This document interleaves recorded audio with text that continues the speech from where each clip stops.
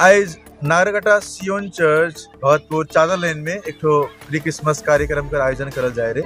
खास करके ये प्री क्रिसमस कार्यक्रम 2 दिन कर रहे, लेकिन आज दूसरा दिन रहलक। और आज दूसरा दिन प्री क्रिसमस कार्यक्रम में चर्च का आसपास जितना भी गांव बना है, वहाँ का जितना दुखियारी बना है, विधवा बना है, गरीब बना है, बुजुर्ग बना है, उमन के ठंडा मौसम में ब्लैंकेट का बहुत दरकार पड़ेला। एगो ब्लैंकेट के लाइन बहुत कोई तरसे ना, से कारण से सारे सुख सुविधा के देख के प्री क्रिसमस में ब्लैंकेट वितरण करल गया और साथ ही साथ छवा मन के कुछ गिफ्ट्स मने वितरण करल गया। काले कि ये क्रिसमस ही त्यौहार जो है कि उपहार का त्यौहार है कि प्रभु यीशु मसीह दुनिया का लागिन एक उपहार स्वरूप जन्म लेना इस दुनिया में से लागिन हमरे मसीह मने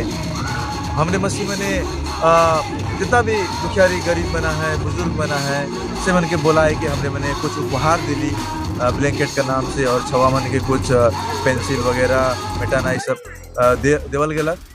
वही कार्यक्रम आज यहाँ सियोन चर्च में संपन्न हुआ।